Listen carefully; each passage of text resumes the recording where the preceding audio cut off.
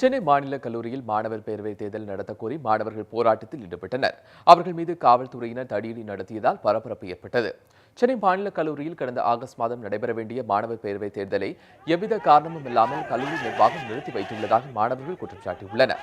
பேரவை தேர்தலை உடனடியாக நடத்த நடவடிக்கை எடுக்க வேண்டும் என்று அவர்கள் கோரிக்கை விடுத்துள்ளனர். இந்நிலையில் தங்கள் கோரிக்கைகளை வலியுறுத்தி காமராஜர் சாலையில் மாணவர்கள் இன்று மறியல் போராட்டம் நடத்தினர். அப்போது அங்கு வந்த காவல்துறையினர் அவர்களை தடியடி நடத்தி கலைத்ததுடன் 2 மாணவர்களையும் கைது செய்தனர்.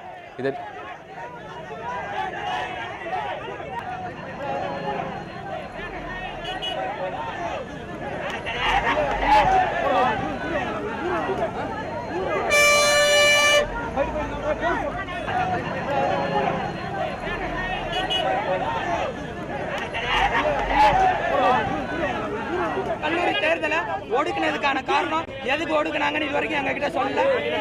மாநில கல்லூரிக்கு தேர்தல் எங்களுடைய ஜனநாயக உரிமையை நாங்க கேட்போம்.